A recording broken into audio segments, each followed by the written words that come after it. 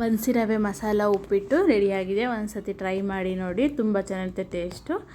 ಒಂದು ಸತಿ ಟ್ರೈ ಮಾಡಿ. ವೆಲ್ಕಮ್ ಟು ಮೈ ಚಾನಲ್ ಖುಷಿ ಕನ್ನಡ ಕುಕಿಂಗ್ ಬ್ಲಾಗ್. ಇವತ್ತು ನಾನು ಬನ್ಸಿ ರವೆಯಲ್ಲಿ ಮಸಾಲ ಉಪ್ಪಿಟ್ಟು ಹೇಗೆ ಮಾಡೋದು ಅಂತ ಹೇಳ್ಕೊಡ್ತಿದ್ದೀನಿ. ನೋಡಿ, ನಾನು 1.5 ಗ್ಲಾಸಷ್ಟು ರವೆನ ತೊಗೊಂಡಿದ್ದೀನಿ. ಅದಕ್ಕೆ ಒಂದು 2 ಟೇಬಲ್ ಸ್ಪೂನಷ್ಟು ಆಯಿಲ್ ಹಾಕ್ಕೊತಿದ್ದೀನಿ. ಈಗ ರವೆನ ಚೆನ್ನಾಗಿ ಹುರ್ಕೋಬೇಕು. ಸ್ವಲ್ಪ ಕಡಿಮೆ ಉರಿ ಮಾಡಿಕೊಂಡು ಒಂದು 5ರಿಂದ 10 ನಿಮಿಷ ಕಾಲ ಚೆನ್ನಾಗಿ ರವೆ ಹುರ್ಕೊಂಡ್ರೆ ಉಪ್ಪಿಟ್ಟು ಚೆನ್ನಾಗಿ ಬರುತ್ತೆ.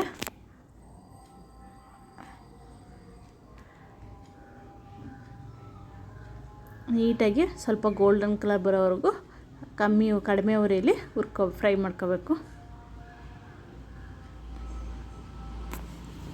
ನೋಡಿ, ಇದಕ್ಕೆ ನಾನು ತರಕಾರಿ ಬೀನ್ಸು, ಕ್ಯಾರೆಟು, ಬಟಾಣಿ ಮತ್ತು ಸ್ವೀಟ್ ಕಾರ್ನ್ ತೊಗೊಂಡಿದ್ದೀನಿ. ಮತ್ತು ಈರುಳ್ಳಿ ಒಂದು 2 ಹೆಚ್ಚಿಟ್ಕೊಂಡಿದ್ದೀನಿ. ಒಂದು 5ರಿಂದ 6 ಹಸಿಮೆಣಸಿನ್ಕಾಯಿ, ಒಂದು ಅರ್ಧ ಕ್ಯಾಪ್ಸಿಕಮು, 2 ಟೊಮೊಟೊ, ಕೊತ್ತಂಬರಿ, ಕಾಯಿ ತುರಿ. ಮತ್ತು ಮಕ್ಕಳು ಇಷ್ಟಪಟ್ಟು ತಿಂತಾರೆ. ಇದು ಉಪ್ಪಿಟ್ಟು ಬೇಡ ಅನ್ನೋರು ಸಮೇತ ಈ ಥರ ಮಾಡ್ಕೊಂಡು ತಿಂದರೆ ತುಂಬ ರುಚಿಯಾಗಿರುತ್ತೆ. ತಿನ್ನೋಕ್ಕೂ ತುಂಬ ಚೆನ್ನಾಗಿರುತ್ತೆ. ಬೇಡ ಅಂದವ್ರಿಗೂ ಇಷ್ಟ ಆಗುತ್ತೆ. ಮಕ್ಕಳಿಗಂತೂ ತರಕಾರಿ ಎಲ್ಲನೂ ಈ ಥರ ಹಾಕಿ ಕೊಟ್ಟರೆ ತುಂಬ ಚೆನ್ನಾಗಿ ತಿಂತಾರೆ. ಒಂದು ಸತಿ ಟ್ರೈ ಮಾಡಿ ನೋಡಿ. ಈಗ ನೋಡಿ, ರವೆ ಚೆನ್ನಾಗಿ ಗೋಲ್ಡನ್ ಬ್ರೌನ್ ಕಲರ್ ಬಂದಿದೆ. ಈಗ ಹುರ್ಕೊಂಡಿದ್ದೀನಿ. ಈಗ ರವೆನ ಬೇರೆ ಪಾತ್ರೆಗೆ ತಕ್ಕೊಳ್ಳೋಣ. ಪಾತ್ರೆ ತಕ್ಕೊಂಡೆ. ಈಗ ಮತ್ತೆ ಪಾತ್ರೆ ಕಾಯಕ್ಕೆ ಇಟ್ಟಿದ್ದೀನಿ. ಈಗ ಪಾತ್ರೆ ಕಾದಿದೆ. ಇದಕ್ಕೀಗ ಒಂದು 2ರಿಂದ 3 ಸ್ಪೂನಷ್ಟು ಎಣ್ಣೆ ಹಾಕ್ಕೊಳ್ಳೋಣ.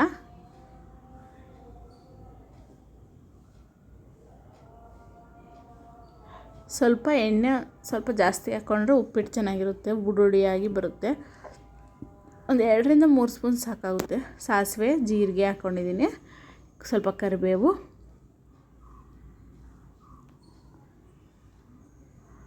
ಈಗ ಒಂದು 2 ಟೇಬಲ್ ಸ್ಪೂನಷ್ಟು ಕಡಲೆಬೇಳೆ ಹಾಕ್ಕೊತಾ ಇದ್ದೀನಿ.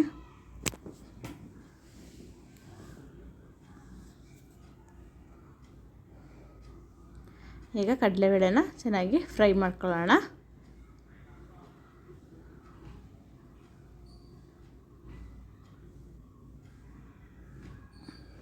ಈಗ ಕಡಲೆಬೇಳೆ ಫ್ರೈ ಆಗಿದೆ. ಈಗ ಹೆಚ್ಚಿಟ್ಕೊಂಡಿರೋ ಈರುಳ್ಳಿ ಹಾಕ್ಕೊತಾ ಇದ್ದೀನಿ. ಒಂದು 2 ಈರುಳ್ಳಿನ ಸಣ್ಣದಾಗಿ ಹೆಚ್ಚಿಟ್ಕೊಂಡಿದ್ದೆ, ಅದನ್ನು ಹಾಕ್ಕೊತಾ ಇದ್ದೀನಿ.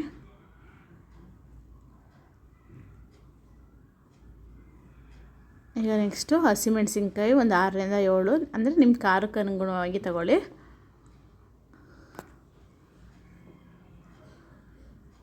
ಈಗ ಚೆನ್ನಾಗಿ ಈರುಳ್ಳಿ, ಹಸಿಮೆಣಸಿನ್ಕಾಯಿ ಚೆನ್ನಾಗಿ ಫ್ರೈ ಮಾಡ್ಕೊಳ್ಳಿ. ಚೆನ್ನಾಗಿ ಫ್ರೈ ಆಗಿದೆ. ಈಗ ಒಂದು ಅರ್ಧ ಕ್ಯಾಪ್ಸಿಕಮ್ ತಗೊಂಡಿದ್ದೀನಿ. ಇದನ್ನು ಚೆನ್ನಾಗಿ ಫ್ರೈ ಮಾಡ್ಕೊಳ್ಳೋಣ.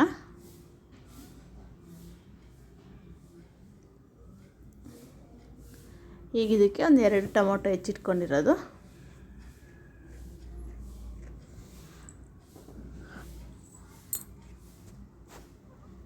ಈಗ ಟೊಮೊಟೊನ ಚೆನ್ನಾಗಿ ಫ್ರೈ ಮಾಡ್ಕೊಳ್ಳೋಣ. ಈರುಳ್ಳಿ, ಟೊಮೊಟೊ, ಕ್ಯಾಪ್ಸಿಕಮ್, ಹಸಿಮೆಣಸಿನ್ಕಾಯಿ ಚೆನ್ನಾಗಿ ಎಣ್ಣೆಲಿ ಫ್ರೈ ಆಗಬೇಕು. ಇದಕ್ಕೆ ಒಂದು ಚಿಟಿಕೆ ಅರಿಶಿಣ ಮತ್ತು ಉಪ್ಪು ರುಚಿಗೆ ತಕ್ಕಷ್ಟು.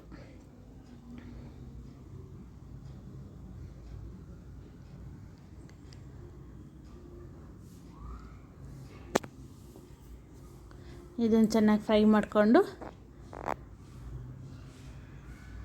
ನೋಡಿ, ಚೆನ್ನಾಗಿ ಫ್ರೈ ಆಗಿದೆ. ಈಗ ಉಳಿದಿರೋ ತರಕಾರಿಗಳನ್ನ ಆ್ಯಡ್ ಮಾಡ್ಕೊಳ್ಳೋಣ. ಬೀನ್ಸು, ಕ್ಯಾರೆಟು, ಬಟಾಣಿ ಮತ್ತು ಸ್ವೀಟ್ ಕಾರ್ನ್. ನೀವು ಬೇರೆ ಏನೇ ತರಕಾರಿ ಇದ್ರೂ ಆ್ಯಡ್ ಮಾಡ್ಕೋಬೋದು. ತುಂಬ ಚೆನ್ನಾಗಿರುತ್ತೆ. ನಾವು ಉಪ್ಪಿಟ್ಟು ತಿಂತಿದ್ದೀವಿ ಅಂತಲೇ ಅನಿಸಲ್ಲ, ಅಷ್ಟು ಚೆನ್ನಾಗಿರುತ್ತೆ. ಒಂದು ಸತಿ ಟ್ರೈ ಮಾಡಿ ನೋಡಿ.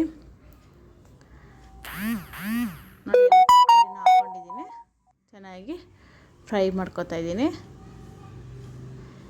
ಈಗ ಒಂದು 5 ನಿಮಿಷ ಚೆನ್ನಾಗಿ ಫ್ರೈ ಮಾಡಿಕೊಂಡು ತರಕಾರಿ ಎಲ್ಲ ಚೆನ್ನಾಗಿ ಬೇಯಬೇಕು.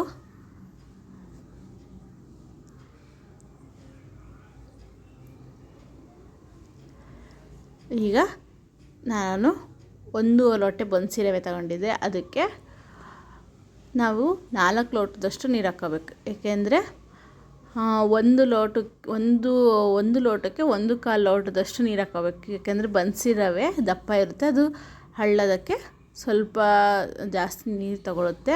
ಹಾಗಾಗಿ 1 ಗ್ಲಾಸ್ ರವೆಗೆ 1/4 ಅಷ್ಟು ನೀರನ್ನ ತಗೊಂಡು ಹಾಕೊಳ್ಳಿ. ಈಗ ಸ್ವಲ್ಪ ಕಾಯಿ ತುರಿ ಹಾಕೋತಾ ಇದ್ದೀನಿ. ನೀರು ಕುದಿ ಬಂತು, ಅದಕ್ಕೆ ಕಾಯಿ ತುರಿ ಹಾಕ್ಕೊಂಡು, ತರಕಾರಿನೂ ಬೆಂದಿರುತ್ತೆ, ಕೊತ್ತಂಬರಿನೂ ಹಾಕ್ಕೊಂಡಿದ್ದೀನಿ.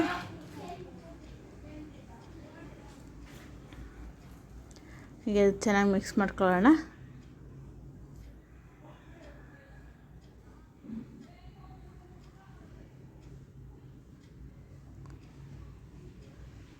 ಈಗ ರವೆನ ನಿಧಾನಕ್ಕೆ ನೋಡಿ, ಒಂದು ಕೈಲಿ ಅಲ್ಲಾಡಿಸ್ತಾ ಇರಬೇಕು, ಒಂದು ಕೈಲಿ ಹಾಕ್ತಾ ಇರಬೇಕು, ಸ್ವಲ್ಪನೇ ಹಾಕೋತಾ ಇರಬೇಕು. ಒಂದೇ ಸಲ ಹಾಕಿದ್ರೆ ಗಂಟಾಗ್ಬಿಡುತ್ತೆ. ಈ ಥರ ಒಂದು ಕೈಲಿ ಹಾಕ್ತಾ ಒಂದು ಕೈಲಿ ಅಲ್ಲಾಡಿಸ್ತಾ ಇದ್ದರೆ ನೀಟಾಗಿ ಚೆನ್ನಾಗಿ ಮಿಕ್ಸ್ ಆಗ್ತಾ ಇರುತ್ತೆ ರವೆನೂ. ನೋಡಿ ಎಷ್ಟು ಚೆನ್ನಾಗಿ ಮಿಕ್ಸ್ ಆಯಿತು ಎಲ್ಲ ರವೆನೂ. ಒಂದೇ ಸತಿ ಹಾಕ್ಬಿಟ್ರೆ ಏನಾಗುತ್ತೆ ಅಂದರೆ ಫುಲ್ ಗಂಟು ಬಿದ್ದುಬಿಡುತ್ತೆ. ಅದಕ್ಕೆ ಒಂದು ಕೈಲಿ ಹಾಕಬೇಕು, ಒಂದು ಕೈಲಿ ತಿರುಗಬೇಕು. ನೋಡಿ ಎಷ್ಟು ಚೆನ್ನಾಗಿ ಮಿಕ್ಸ್ ಆಗಿದೆ. ನೋಡಿ ನೀರು ಇಷ್ಟಿರಬೇಕು, ಅದು ಹಳ್ಳಕ್ಕೆ ಚೆನ್ನಾಗಿ ಈಗ ಕುದಿಯುತ್ತಿದೆ. ನೋಡಿ ನಿಮಗೆ ತೋರಿಸ್ತೀನಿ ನಾನು ಎಷ್ಟು ಚೆನ್ನಾಗಿ ಬಂದಿದೆ. ತುಂಬ ಚೆನ್ನಾಗಿ ಟೇಸ್ಟಿಯಾಗಿರುತ್ತೆ. ಉಪ್ಪಿಟ್ಟು ಅಂತ ವ್ಯಾನವ್ರಿಗೆ ಈ ಥರ ಮಾಡಿಕೊಟ್ರೆ ತುಂಬ ಇಷ್ಟಪಟ್ಟು ಅವರು ಮಾಡ್ಕೊಂಡು ತಿಂತಾರೆ. ನೋಡಿ ಒಂದು 5ರಿಂದ 10 ನಿಮಿಷ, ಸ್ವಲ್ಪ ಇದು ದಪ್ಪ ರವೆ ಅಲ್ವ, ಅದಕ್ಕೆ ಒಂದು 5ರಿಂದ 10 ನಿಮಿಷ ತಗೊಳುತ್ತೆ. ನೋಡಿ ಈಗ ಆಗಿದೆ, ಒಂದು ಸ್ವಲ್ಪ ತೋರಿಸ್ತೀನಿ ಯಾವ ಥರ ಆಗಿದೆ ಅಂತ.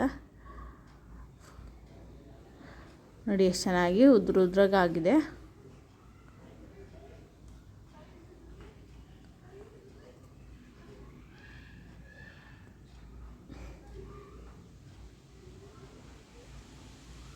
ನೋಡಿ ತುಂಬ ಚೆನ್ನಾಗಿ